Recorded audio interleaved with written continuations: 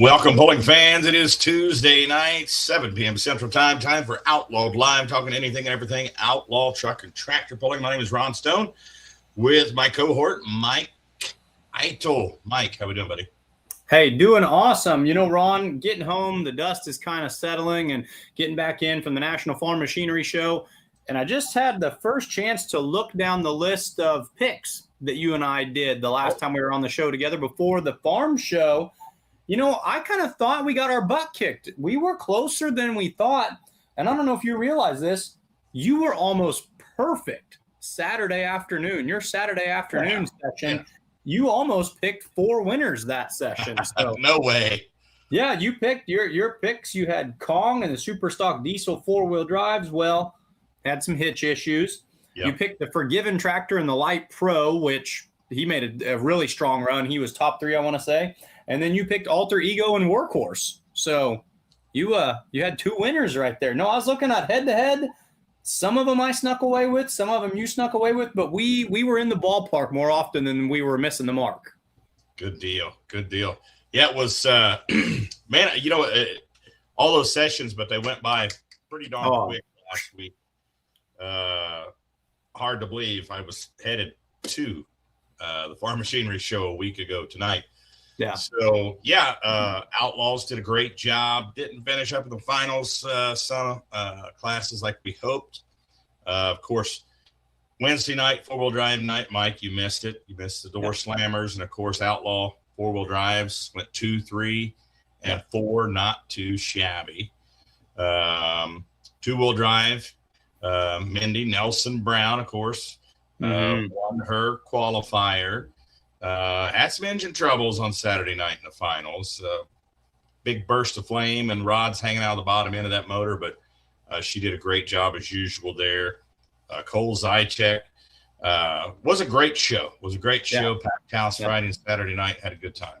The emotions as an Outlaw fan and an announcer and a liaison, I felt like we were kind of swinging a pendulum back and forth all week. We come out really strong in the very first class, 2nd, 3rd, and 4th in the 4-wheel drives. And then our mod guys come up and, you know, Donald makes a beautiful pass, one of the best passes we see, falls out of bounds. Cameron's not where he wants to be. So we kind of swing back in this direction. You know, Thursday night was kind of a pull of attrition for us.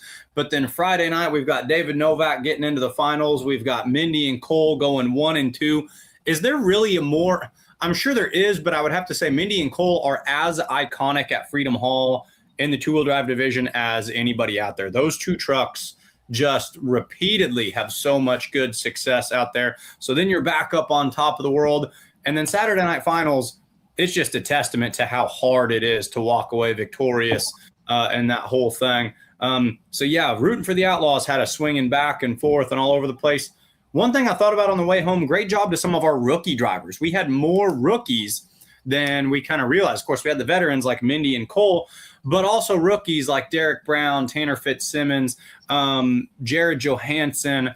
And I thought those rookies made solid A to B passes and represented us incredibly well. They were very classy, beautiful equipment. And all I can say is great job, guys. Yeah, of course, Derek Brown, You're speaking it to the rookie of the National Farm Machinery Show. Rookie in the sense of I stole that term from Dan and Miles. I heard Dan and Miles referring to them as rookie drivers, so I said, okay, rookies, first-time farm show competitors. And this would, speaking of Dan and Miles, this would be the announcer show where we bring Dan and Miles on. We always invite the three announcers from Louisville, Dan and Miles and Leslie. Leslie hasn't been on the show to this point, but Dan and Miles have been on the last 2 or 3 years.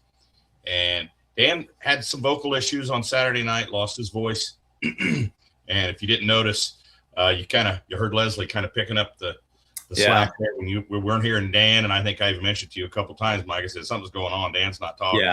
Yeah. We both picked up on that. And I thought Leslie works her tail off. She's all over the place. She's top row, bottom row, getting the inside scoop. And then I thought Miles, and it's no secret, you're the best in the business when you're announcing there.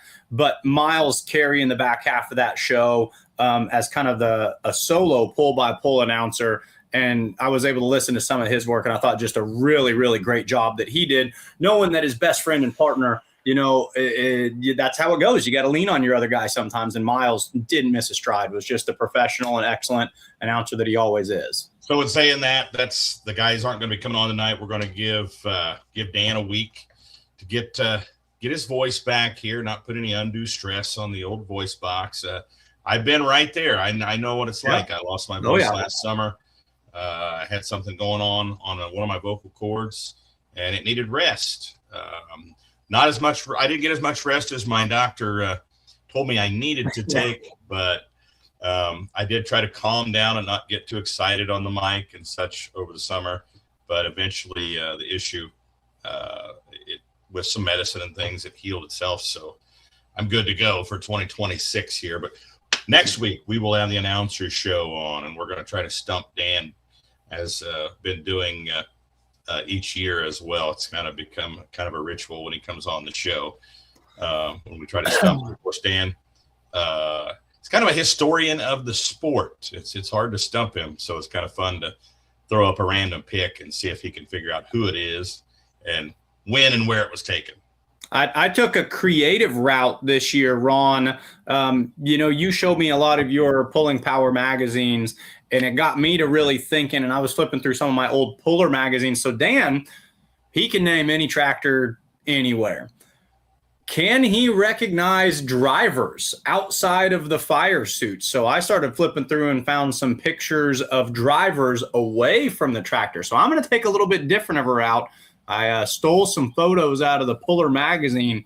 We're going to see if he can recognize the drivers just as well as the puller. So that'll be fun next week when we have our little trivia match with the announcers there. Marty Samuelson said they had a full house at the golf course in Ravenna, Nebraska, Thursday night, watching Gary Barrett. Congratulations to Dave Novak making it. Finals in the limited pro stock class as well. He had a great pass. Even had to get on the right brake a little bit, but he got over there, I think, in some really good dirt and got in the finals there on Friday night for the Saturday show. So Outlaws did a great job all the way around. We would have had 3 super farms in the mix there at the farm show, but the Roberts family, the Spanky's toy tractor, broke a crankshaft on the dyno shortly before. They were supposed to go to the farm machinery show, so we had 2 super farms competing. So Charles Jones, Cole is my good friend, and his dad. Cole did a great job. Chris Kilbarger from Groveport, Ohio, checking in. Andrew Sprock. My money was on Cole. By the way, condolences, Andrew, on the passing of your father. Condolences to you and your family, buddy. I know it's something you've been expecting, but no matter how much prepare yourself for it, there's no preparation on the planet that can prepare you for that. So prayers are out there with you, my friend, as well as Blake Ott out there. Blake Ott, we haven't talked about that a whole lot. And, when somebody passes, we are very respectful to that family. Some families don't like to make a huge deal of it. Some of them don't like, everyone seeing what's going on. But as soon as we find out it's okay, we definitely want to pass on our condolences. Also, to Tanner Michael there in Unionville, Missouri. Yeah. Lost his mother here a couple of weeks ago. So not a fun part of the show when you have to say things like, the condolences and things like that, but it's all part of life, folks. Yeah, and in the same breath, though, the outlaw family, that's a word that gets thrown around a lot, and it's true. So we always want to make sure that these pullers and fans and whatever your role is know that, we believe in you, we support in you, and we're here for you. So, yep, all of those going through some tough times out there, and our thoughts are with them, no doubt about that. Let's try to get to some of these comments here. Ben Beller checking in from Kansas. South Dakota, Hamboys Racing Toys. Had the pleasure to watch Friday night session with the legend, Mr. Ulmer from Minnow, South Dakota. Mark Ulmer there. He'd be a fun one to watch it with, no doubt about it. Well, let's see. Beller says, favorite part of the poll was watching Derek Brown sweat it out in victory corner up there just to be knocked out by Thumper. The brothers finished 2 and 3, and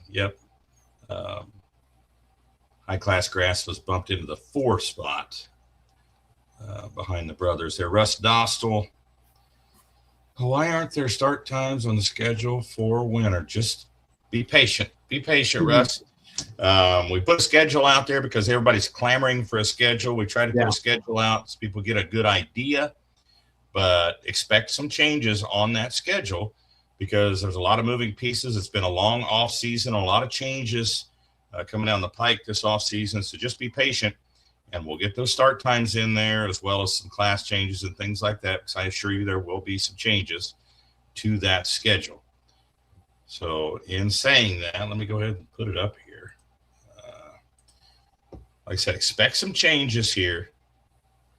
Of course, starting out in Ravenna, Nebraska, that may not even be the first pull. There may be a change there. Talking to some potential pulls here even today.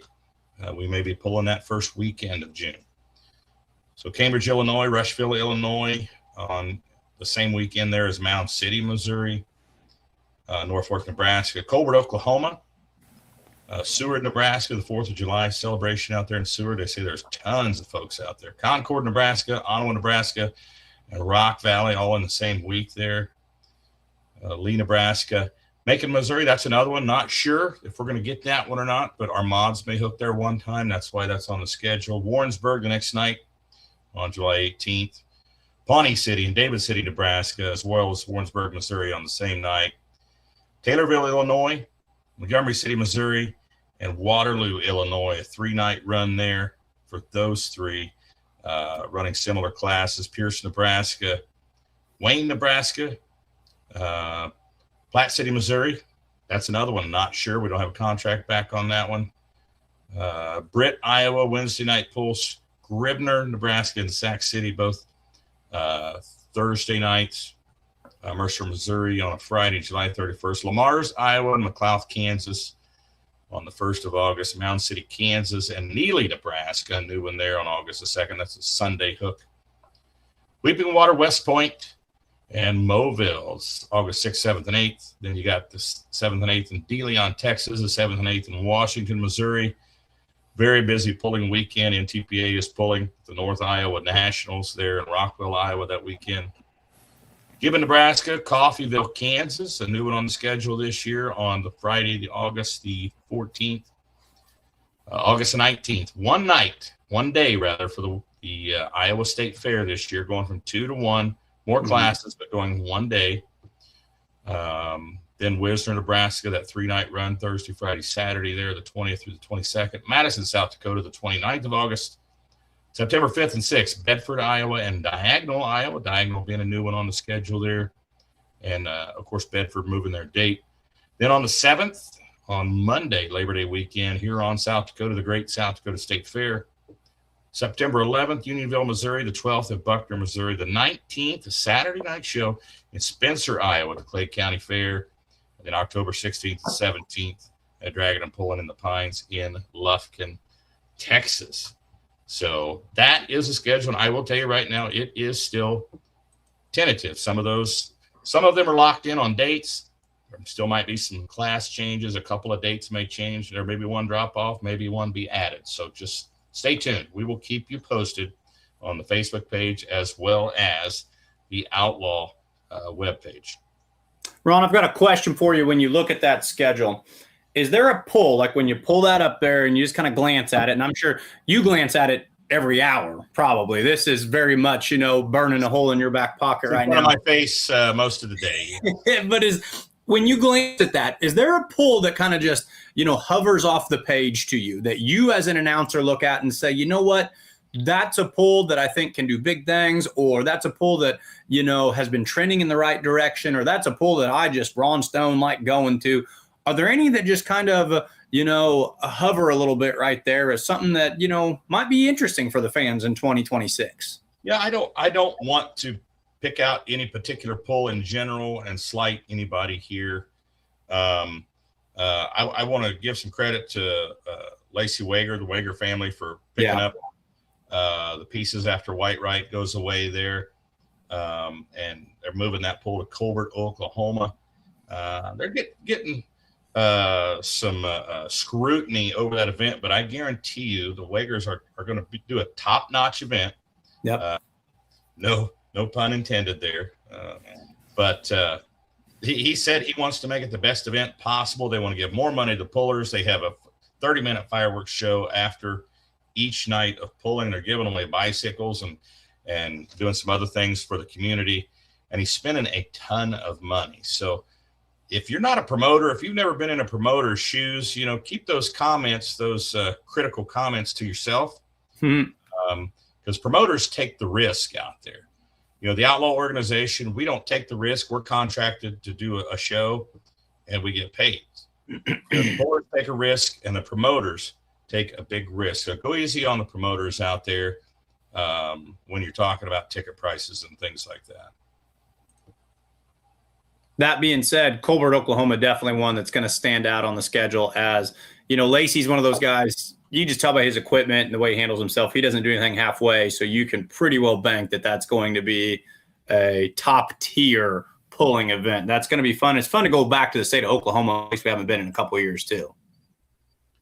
Let's just get back to the comments here. Andrew Sprock, you bet, buddy, you bet. Hope to see you out on the pulling circuit this summer. Marty Samuelson, Alan June, hopefully 2 nights pulling this year. Marty's talking about Ravenna that has last few years, let's see, 3 years ago was completely rained out. Year before last, we got 1 night of pulling in of a 2-night show. And last year we got 1 night of pulling on a 2-night show. So we pulled 2 nights out of potentially 6 total sessions there the last 3 years. So Mother Nature hasn't been very kind to us there. But it is bumped back a weekend this year, if I look at that schedule correct. So maybe those weather patterns. Second weekend of June. And hopefully we can – I don't know about the weather patterns, but it's always snuck up on us out there. Yeah. Kevin Davis, who walked the most steps? I kind of forgot all about that, didn't you, Mike? We were about, I tell you what, Ron, we were kind of stride for there wasn't a ton of scenarios where we weren't relatively in the same area at the same time. So, I know kind of on Friday or Saturday, some of us went off on the farm show and checked it out on our own a little bit. But you were there a day before me too. So yeah, I don't know. Yeah, I know on Saturday I tried to walk the entire exhibition floor, which is quite the task, honestly, to do. There's so much there and so much to cover that I don't know how it's possible, but my feet are still sore, I think, from walking there. So I don't know, Kevin. We'll call it a draw. How about that? Well, you know what? I think we might have to give it to you just by the sheer fact that I was not very tough when it came to staying up into the important, let's call them the important hours, where the real conversations happen and whatnot. I was kind of beeline from pull to bed every night, whereas you did a much better job of networking, in the important hours. So Kyle had his late night hat on. He was doing some. That's what I heard. I heard he stayed up later than you did on Saturday night, Sunday morning. So he surely did. he stayed up later than I was ready for bed. So oh man, good times had by all. Shout out to Lane Thornton for being featured in Race Engine Technology magazine. Had the pleasure of playing some photos. I saw that. That's a cool deal. That was the European magazine I think you were talking about. Just saw that on Facebook a little while ago. Good job on that. Mark M had some pictures featured in that European magazine there from some Outlaw Pulling here. So great job. Ben Beller, excited to get another pull in Kansas, coming back to Coffeyville. That's a co-sanctioned show with the Outlaws and the Missouri State Tractor Pullers Association. So Andrew Sprock says he's looking forward to coming back to McLeod, Kansas. Kathy Wendling says looking forward to the Illinois polls, kind of close to Eastern Iowa. So, cool deal. Got 4 hooks in Illinois this year. Possibly more next year, Mike. Got some other calls that said maybe not 2026, but 2027.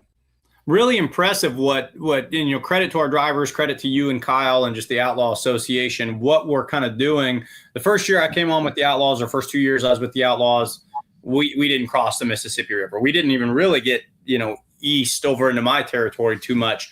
Then we kind of get across the river a little bit last year. Now all of a sudden it seems like Illinois is certainly a place where we are comfortably, not just kind of testing the waters, but comfortably expanding into, while simultaneously continuing our expansion into Kansas and Oklahoma. So we're kind of growing in both directions or reclaiming territory back out in the West. So really, really neat to see how comfortable it is. And I love to see fans like, I'll put this one back up here, like Kathy saying, that is close to Eastern Iowa. I love that we have fans that are like, hey, that's near our area. We see what you're doing. We want to go see it in person. So that they're enjoying it. That's kind of the 2 thumbs up right there. So neat things going on over there in Illinois right now. I want to send condolences out also to the Jim Scheffler family. Jim Scheffler's father passed away last week at the age of 94. So I want to send condolences out to that family as well. So, Kathy went. She says they have a couple of 2-wheel drives. Even better. Even more important. Zook Fukerberg tuning in tonight. Says hello, gents. So, what was your favorite part of the farm show this year? Let's get let's do some analyzing and look at it. I don't know that I had a favorite part. Like I said, my emotions went back and forth because it felt like the Outlaws were punching uphill and then big success. We were on a lot of hero or zero moves, that felt like. But I would say for me, the highlight, if not the emotion on Dave Novak's face after watching him make it into the finals from Friday, I would say as a person, as a friend, that was my favorite part. But as a pulling fan and as an announcer, watching Mindy and Cole go 1 and 2 and kind of just replant that flag that says these 2 trucks, the state of Texas, the Outlaws, 2-wheel drives, Freedom Hall, this is kind of our territory. And that really was a good feeling. Not to take away from anyone, because we saw how tough it was to win on Saturday night. Saturday night went to a regional puller, NTPA regional puller with the win. But watching those 2 side by side on Friday, kind of plant that flag out there, that was a feather in the cap for me, representing the home team. Let's check out here. Let's see. Okay. Yeah, I think we actually only have 5 classes scheduled at Montgomery City right now. That could change, but I think right now that is true, that Outlaws have 5 classes scheduled. So still some moving pieces out there, folks. Still some moving pieces. So don't get too excited just yet. So what was your favorite part of the farm show? Go ahead and send a message in there, type it in there, and we'll put it up on the screen. Jeremy Tyndall's saying hello from North Carolina, land of the Tar Heels there. We had a new guy on here, Jason Bittinger, checking in. He's a sound guy. Going to be working with him down in going down to the NTPA pulls on the Southern Swing. Going to be helping out Full Pull Live down there on that Southern Swing in Zellwood, Florida, and also in Satsuma, Florida. So Jason Bittinger going to be running sound down there. So shout out to him. Ron, give us your breakdown while we're waiting on the fans to kind of submit their replies. I know I jumped in there with mine. What were some of your highlights or big takeaways, or what occupied your thoughts on the long drive home on Sunday afternoon? You know what I love about the farm show, or not just necessarily the farm show, but any big pull, any time that somebody wins something big like a points championship, or even a pull like say Rock Valley or Wisner, they get the Rock or the Thunderbolt Award. It's cool to see the emotion. Yeah. Some of these guys that, they may seem gruff and they seem like tough guys. Yeah. They get up there and they get that microphone in their face and they got family all around them and they can't stop it, man. It's the waterworks coming and you got to love it because they're human, but the blood, sweat and tears, the time and energy and money that's gone into these vehicles. It's a lifestyle, and for them to be up on that big stage, and have that appreciation for their hard work, it's cool to see the realism, the emotion that I had to give. I got to call out Dave Novak. He got up there and I could tell, and I was actually videoing the big screen with my phone so he could see it. I could tell he got a little misty eyed down there. So just cool to see that. Yeah, I completely agree. Yeah, it means a lot, and they say it's important to win or do well anywhere, but at that place where it's a little extra, it is a lot of fun to watch them. Like you said, it means more, that little extra out there. Marty says it didn't seem like as many hit the sand. Well, I think it was just about the right mix. You don't want to see tons of them hitting the sand and then not having a pull off. Then you got some controversy. I think you did a pretty good job on sled settings. So here's my response to Marty Samuelson's comment. Not as many did hit the sand. I would agree, and I would give that 2 thumbs up. It almost felt like last year, 2025, we were getting to the point where it was almost expected to where it would almost put a guy at a disadvantage, especially in the pro stocks. You knew one of the first 3 was just going to not kind of kiss it, but just plow through it, and you potentially hurt something. You unload the back hitch. They're going to reset the sled. They had them reined in really nicely this year. There were still sled resets. It's tricky indoors. But, yeah, we didn't have that just, 10 guys every night just busting barriers. And I'm okay with that. Yeah. Another thing I took away from it, too, was mod tractors, the 4-engine tractors ruled. Absolutely. Donald Nelson's Bullbuster put on a phenomenal pass. I think he would have ended up 4th. He would have been in the finals there. And we're talking that much. Back tire got in that chalk. Just that shoulder of the tire got in that chalk for just an instant. And that 300-foot flagman caught it and ruled him out of bounds, disqualified him. But hard to beat those 4-engine tractors, man. It's hard to beat them. And Donald was hanging with them. Would have been cool to see him in the finals, but we'll see what he could have done. But next year. Yep. Yeah, the balance on his run was absolutely perfect. The way he had that tractor set up and weighted. That track from home looked tricky this year. It looked like, because we saw some savvy veterans, Donald wasn't the only one. We also saw Wayne Sullivan, kind of slide off out of bounds quickly. We saw Bill Leichner kind of get bested, basically. I wondered if there was a little bit more of a crown or even a little bit more of a hook in that track than typical this year, or if that's just mod pulling them. When that chassis gets flexing and you don't want to get out of the throttle, it is what it is, and sometimes you end up on the wrong side of the white line. Chris Pierce asking if it's too early to talk about the Pullers Champ. Well, no, it's not too early.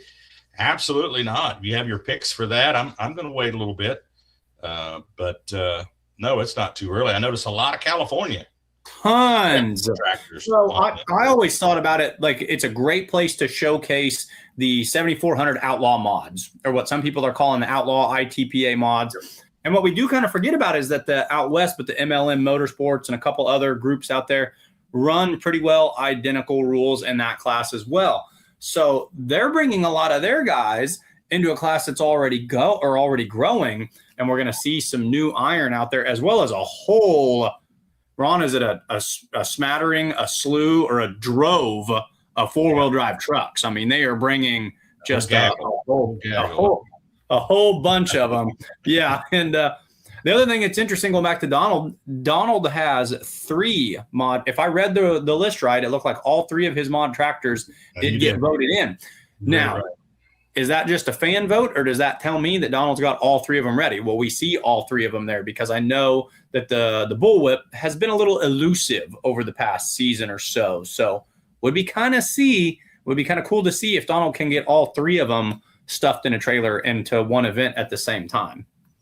Yeah, we'll see. I think what they have now, I think the fan vote are those the ones that are actually in what we're seeing now, those lists that were put up officially by TPC? Yeah. That's how I understood it, that is the results, that's the fan votes. But then that's still always the way my understanding or my experience with TPC is, at the end of the day, that is still a little tentative, because if a guy breaks on the dyno, or if a guy finds something and he can't be there, then you go to the next one voted in. So you can never say 1,000,000% certain that that's how it's going to be, but on paper that's how it's going to be. And it'd be cool. I haven't seen Donald haul all 3 mods yet. I would like to see that. I don't know of any other puller that I know of that's had 3 mods at the same time. Maybe the Walshes. I guess the Walshes take a bunch of turbines everywhere they go, but it'd be kind of neat to see how he's going to do that. You described it right when you said elusive. That Texas bullwhip tractor, that single BT 466 on alcohol turbocharged. I think he's had trouble keeping it going here last few years, but I think it's his favorite tractor, honestly. That's his baby.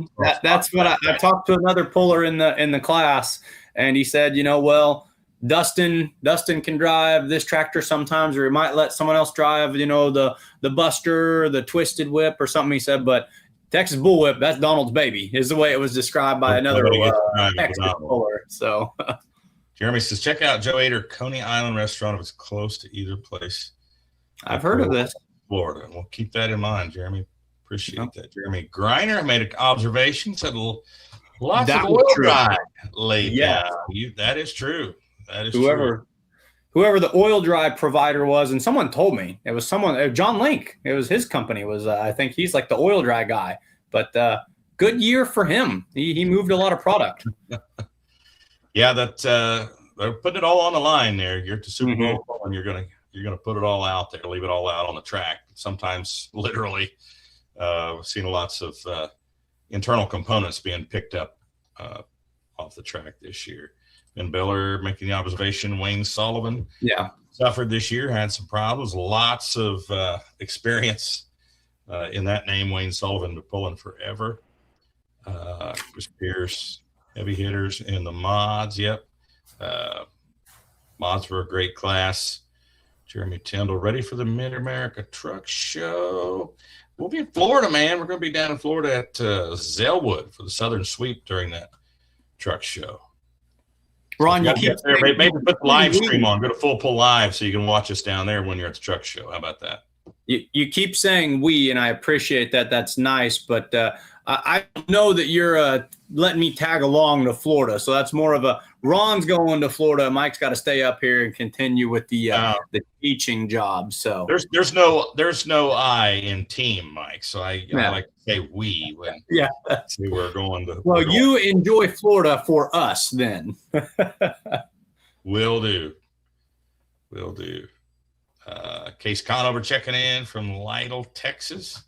Case, what were you doing over the weekend? I kept seeing you kept putting pictures up of some arena somewhere where they were laying dirt down, and it was not Freedom Hall. So he was at some kind of motorsports event, I'm thinking, down in Texas. Those lists are very close to 100% per yesterday's show, talking about TPC. Harrison Lane. Shout out to the Mean Farmer for making the 4-1 finals 2 years in a row at the National Farm Machinery Show. I agree with that. Second that. Bull Party HQ said he's still alive and kicking. Mike. So yeah, he'll be on here for a while. So. Well, he's under a new alias again too. I noticed that's he likes to change it up from time to time. But no, glad that he's watching again and. Are you drinking your Infinity whiskey or whatever you call it? So I know that you're counting down to your big pull out there, but hope you're having a great time. Hope everything is well. in Beller, are any other Outlaws going to the truck show? I heard Sweet Pain is in. I think, Ben, I think Cotton Candy's going. Yeah. I'm pretty sure Cotton Candy's going. And I think maybe Donald, maybe one or two of his tractors are going. I'm not 100% sure. But, yeah, it's cool. It actually makes you feel pretty good to know that other organizations and other groups are recognizing the Outlaw 7400 mod tractors all around the country. It's good to point out, too, and like Ron's saying, and I hope everyone kind of takes a moment to realize this, these guys are not going in. When they pull at Louisville, as our Outlaw fans know, when they pull at Louisville or they pull at the National Farm Machinery Show, they're going with their alternative setup. They don't run that third motor all year long. But at the truck show, a separate association has asked for the Outlaw mod class, not a class they typically offer under the 7400 Outlaw mod rules. So you'll see these guys running at Louisville with their day in, day out setup. That's going to be fun to see, okay, now that it's their tried and true, their bread and butter, what do they do with that? Also, really cool to see Sweet Pain pulling at Freedom Hall. Olmers, if you're watching, has it pulled there before? When was the last time it pulled there? Regardless of the moniker, what name you're pulling under, whether it be the, Matt's Truck Show or National Farm Machinery Show, has Sweet Pain pulled at Freedom Hall before? Surely it has. Either way, it's great to see it pulling there here very soon.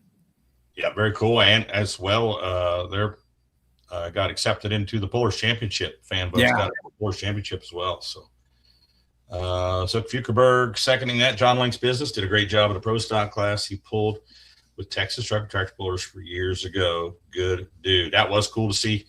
Texas did real well in that pro stock final that had two Texas guys up there, 1 and 2.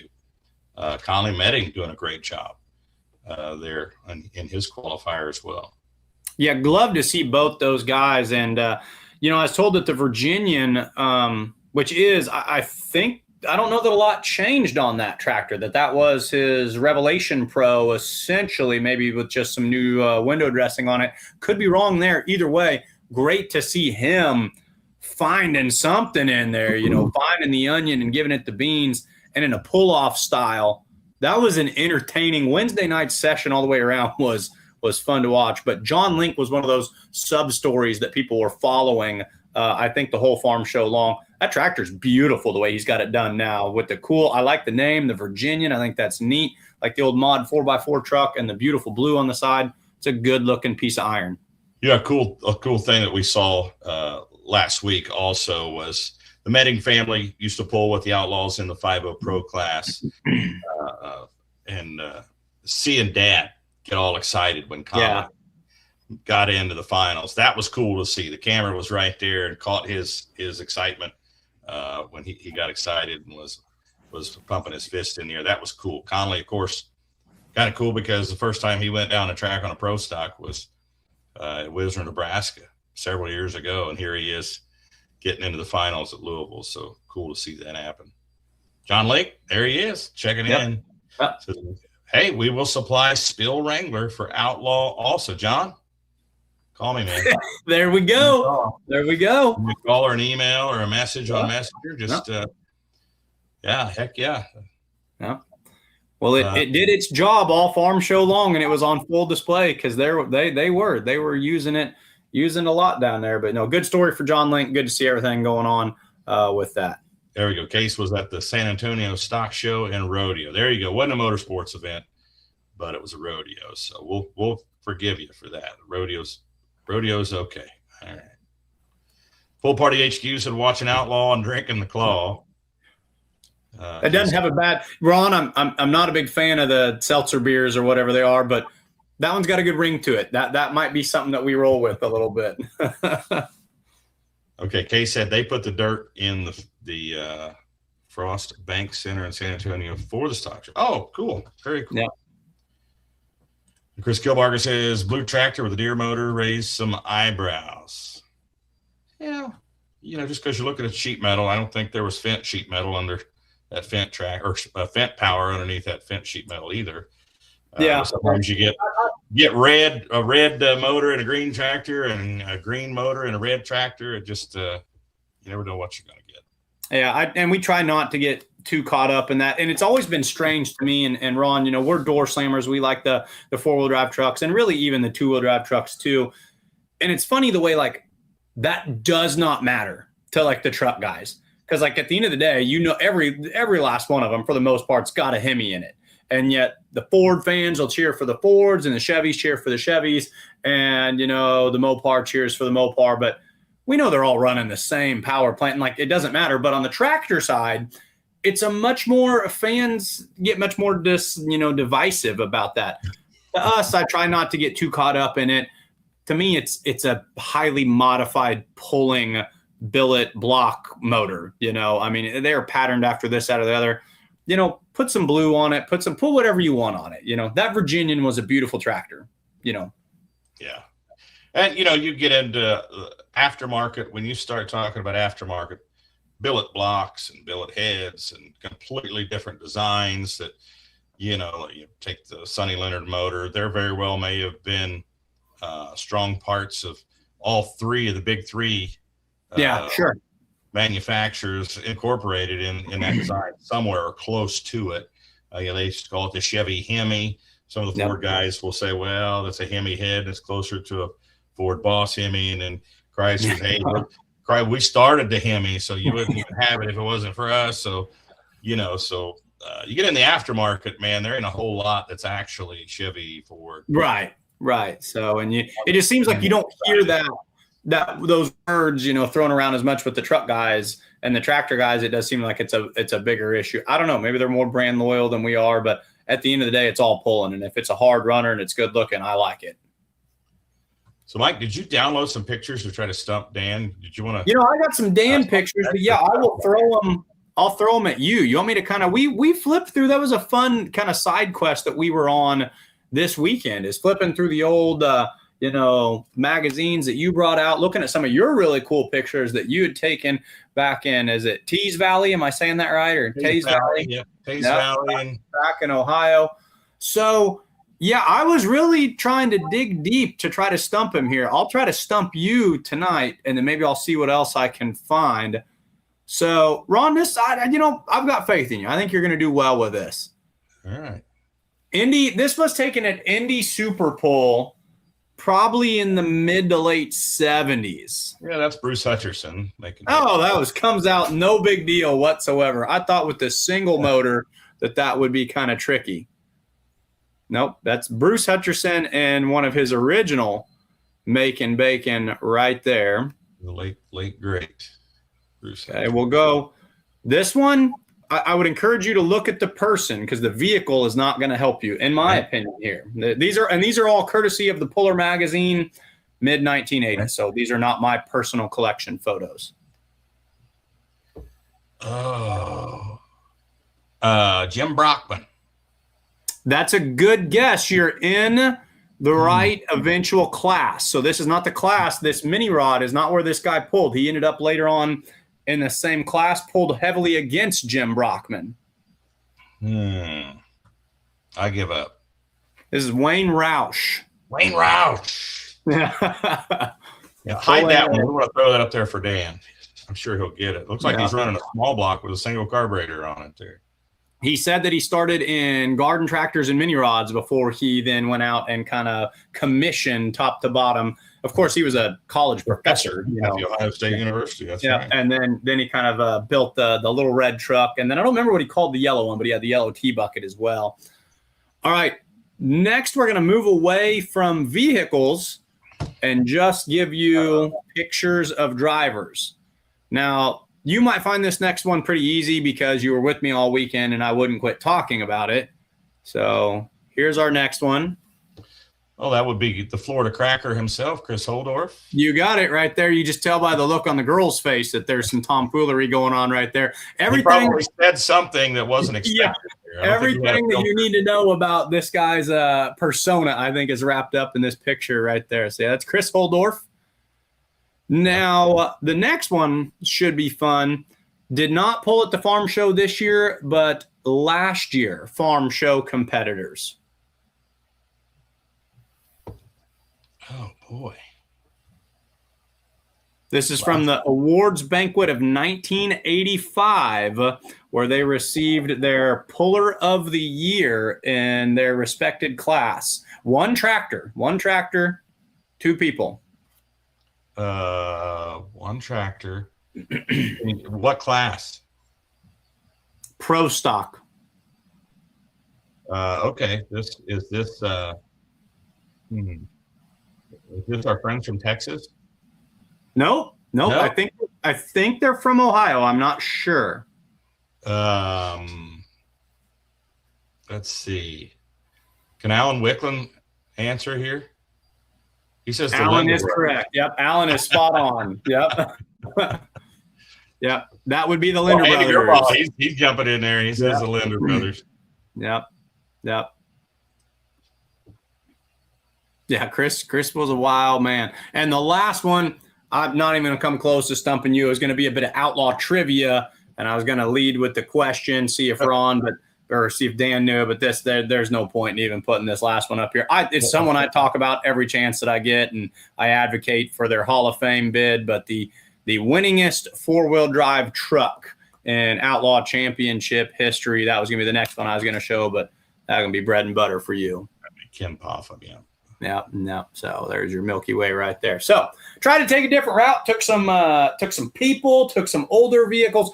Good job with Bruce Hutcherson. I mean, you didn't miss a beat on that. That would have taken me a long time, but because I only saw him in the multi-engine mod that he had much later on. That would not have been one I would have recognized. Chris Kilbarger, Chris talking about Chris Holdorf being a wild man. Probably the funniest thing I ever saw on a tractor pull on TV, and you can still find it on YouTube. Go back and watch the old TNT pulls, the indoor pulls on the Winter Series, was him calling Ken Lamont a turd on ESPN, or maybe it was the Nashville Network, and it was Butch Krieger that was interviewing him, and you could tell Butch was just as surprised. Yeah. And it made it through the editing room floor, and it actually ended up on the broadcast where he said something to the effect that he asked him if he thought his run would hold up, and he said, probably not. He said, Lamont will probably get past me, the turd. And I was like, I heard that, and I laughed my tail off at that. I was watching one in that same, these older ones, and they were interviewing him at Toma, and he was upset. He was mad. He was getting his butt kicked, and I think the Walshes were actually winning that day. And they'd had like the 5,800 pound at noon, and they were going to run the 6,200s, because they had two-wheel drive classes back then later on that night. And the interviewer, and it was Army Armstrong or Doc Riley, it was, a well-established interviewer, asked him kind of seriously, what adjustments are you going to do to get past the Walshes tonight? And Ron, there's really only one dirty word in pulling, and as serious and as grumpy as all get out, Chris said, he goes, I'm just going to go fill the fuel tank full of nitromethane and quit messing around with these guys. And nitromethane is the kind of the dirty word in the pulling, but the crowd started laughing, and the interviewer was like, couldn't tell if he was being serious or not because he said it so deadpan. But he wasn't happy when he wasn't winning. Yeah, he was a character for sure. I mean, he was, John Force was a character with NHRA drag racing, and Chris Holdorf definitely was a character that probably kept some people watching, Yeah, it's kind of cool to have all those different personalities, and even those wild guys like that. People enjoy seeing that kind of stuff. So, I didn't get any pictures ready. I didn't inform you that Dan wasn't coming on, but Mike. But we'll try to stump him next week. I looked through all my personal ones, and I didn't find any that I felt would stump him. So I had to start getting creative and flipping through some of my other sources here. So I have to go back through. Maybe we'll be lucky and Dan didn't watch the show and I can recycle those. Of course, all our fans know it now, and they deserve some new content. So we'll see what we can find before he comes on next week. But he's tough to stump, Ron. He's seen about all of them. We stumped him last year with an old Dan Patrick picture from like 1974, 75 when he had a single engine tractor. So he is hard to stump. There's no doubt. I mean, I've just out of the blue said, who won the Ohio State Fair 1985 in whichever class? And he's like, and he'll tell you who did it. So who the winner was. So it's pretty amazing. Yeah. Memory like that. So. Let's see. Anyone had? Yeah, that was different. The station wagon was Tara station wagon was interesting for sure. So yeah, we can talk about TPC more next week as more information starts coming out about that. As all those California friends are coming to the Midwest to pull on some really tight tracks. They're not used to those great tracks out there, Mike. They're a little sandy. I look for the modified four-wheel drive truck guys because that's what they did 2 years ago. We didn't have the mod four-wheelers at TPC last year. 2 years ago, John Bohr and his buddies came out, and they actually changed gear ratio in the rear end between Friday night and Saturday night sessions because they were just floored. But I bet that they're going to understand it a little bit better, kind of like prepping for Louisville. You go find your lowest set of gears and put those in because, these tracks in the Midwest, they're going to bite a lot harder than the tracks that they have out west. Of course, you're going down to Florida where, do you still see back in the day, talking to 80s and 90s, Florida was known as a really tough place to hook up because of all the sand and everything. You've watched pulling down there a little bit over the past couple of years. Is it still that way, or are the tracks kind of getting more similar to what we see in the Midwest? I can't speak for Zellwood. I have not been to Zellwood yet. I know Satsuma, the gentleman owns that track. It's also a dirt track for racing. He's a dirt guy. He's a dirt contractor, and he built that track with clay in it and hauled a lot of dirt in to build that track. So it's a pretty good track for Florida. Zellwood, I haven't been there yet, so I'm not sure. I have been to Ocala. That track was very loose, a lot of sand in that track, but Satsuma, a pretty decent track for Florida. Yeah, so that's interesting. That's cool to know. That's one of those you'd always kind of heard, and you can even watch some of those old videos where they talk about it being so sandy down there. But yeah, the California guys are going to have to make an adjustment, especially those mods, and they're bringing a bunch of them now. Massetti bringing the whip.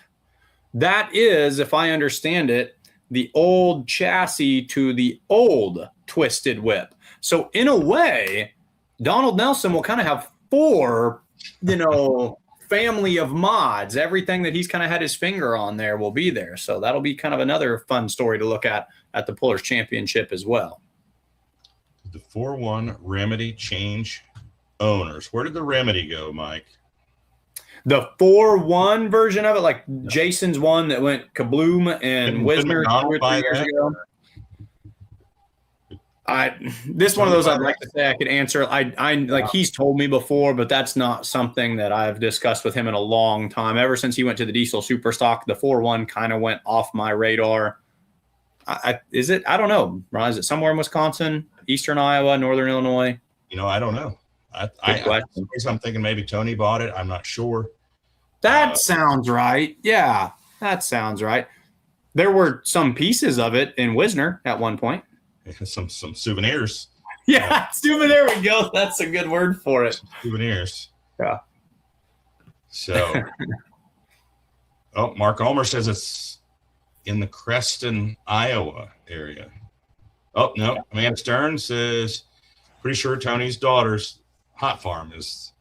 So that could be true. I feel like it went to Tony. That is sounding right. Allie McDonald, I think, is her name. So that sounds right. You know what? I seen this too. I thought this would be super cool. The Californian coming out of California with Brant Sullivan tuned motors on it, and the Kentuckian. Wouldn't that be cool to see the Kentuckian against the Californian? Now we were talking about marketable people, and in a much different way, because I think Brant is less of a fiery, less of a divisive individual. But Brant Sullivan, I feel, is one of those pullers that you could put in front of a camera and people would gravitate towards him. I think that he has the cool factor. I think he has the it factor. I think he gives a great interview. Something about him oozes horsepower and entertainment. So Brant Sullivan is one of those that I think could be, like a Chris Holdorf, but maybe a little less controversial. Just a cool dude out there, just making power. I've heard some rumors that keep your eyes peeled. You never know where you might see Brant Sullivan this summer or where he might be up to. So it'd be fun to see what they're going to come out to Rock Valley and Wisner and maybe Texas, who knows, but I keep hearing talk about it, but they don't show up. So, I know things happen, but it would be cool to see them come out in the Midwest and compete a little bit. Michael Cozy said they have the 1206 remedy. Okay. Yeah, the Hot Farm or whatever it was before they went to the 401. That was a pretty tractor. That was a good-looking tractor. All right. So next week we're going to be talking about we're going to have the announcer show on. We're going to have Miles and Dan come on and Leslie, if we can get Leslie on as well. We'll put the invite out to all three, try to get all three announcers on the show. Of course, we're going to try to stump Dan next week as well. And of course, we'll continue talking about TPC. We'll continue talking about upcoming pulls coming up, not only with the Outlaws, but the NTPA and wherever some outlaw pullers might be going, say the Mid-America Truck Show as well as Zellwood and Satsuma, Florida. Tanner Fitzsimmons talking about rookies. Yeah. Going to the farm show. Marty says, will we see Jason Schultz back in Ravenna? I do not know. I don't even think we're having diesel supers in Ravenna this year. So, but never say never. Never say never. Times are changing. Tanner says he was. Yep. He was at Rock Valley. I think he's trying to say that that Brant Sullivan was at Rock Valley last year. Oh, but they didn't bring the Melanasio tractor is what I meant. Thought they were going to bring right.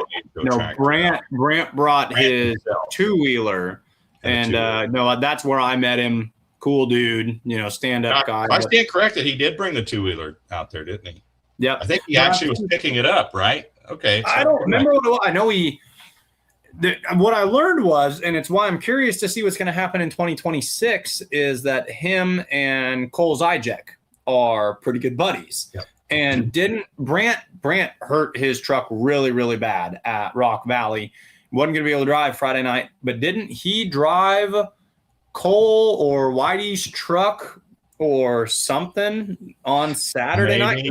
I think they basically said, like, you came from even farther than we did. We want to see you drive. I'm just saying, I would keep your eye open for Brant Sullivan this summer. You might not know when or where or what he might be in, but so going back to Kilbarger here, where he said it didn't pan out, but I'm getting a text here, and I actually saw it on there earlier that they both were in there. Kentucky and is in at TPC as the NTPA champion. Right, so not in fan vote, so he was an at-large bid. Yeah, so he was already. That's right. That's something to keep in mind. You've got your at-large bids that already made it in as your champions. So we will have Californian versus Kentuckian.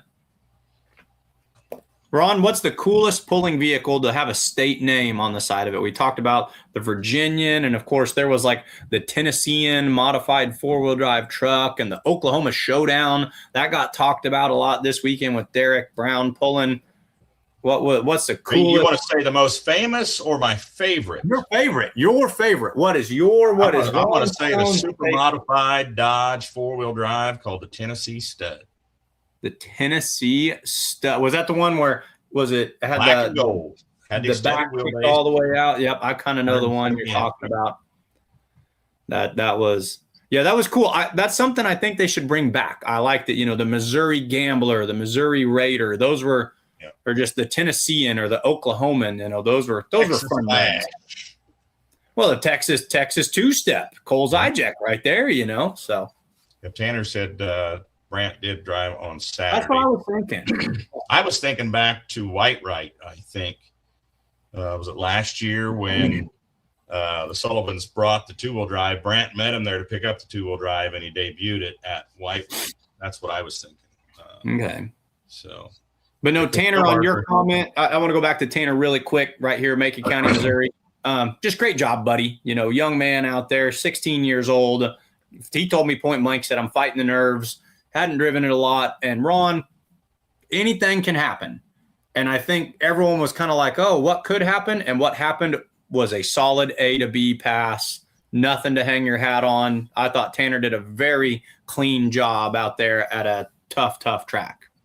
No, great job, Tanner. And, before you know it, all that stuff's going to be second nature to you. driving that truck. So Chris Kilbarger, of course, he's done it at Louisville. He'd do it anywhere now. Yeah, no kidding. Makes it to Louisville. That's cool. Chris Kilbarger picking up all the Ohio trucks, of course, the winner of the two-wheel drive class finals on Saturday night. Good looking truck. Cool truck. And then going back to John Heilman's Ohio Gold. Oh, sure. That's a good comment. Good call right there. That was a fun one. He was a good dude. John Heilman, very nice guy. Yeah. Met him a couple times there. So, folks, that's going to be it. Hard to believe we can sit here and BS about truck and tractor pulling for an hour and not get bored. But, the only thing missing is a few barley pops. No beer drinking here tonight, but wobble pops. I heard a guy the other day called wobble pops, and I decided I really like those. Get a couple wobble pops in. Wobble pops. Yeah. All right, folks, tune in next Tuesday night, 7 p.m. Central Time for Outlawed Live, the announcer show, bringing on the announcers from the 2026 National Farm Machinery Show. Mike, good night to you, my friend. Thanks for being here. My name is Ron Stone. Thank you to every one of you Outlaw Pulling fans out there at Outlaw Nation tuning in. You're what makes the sport great. We'll see you next Tuesday night at 7.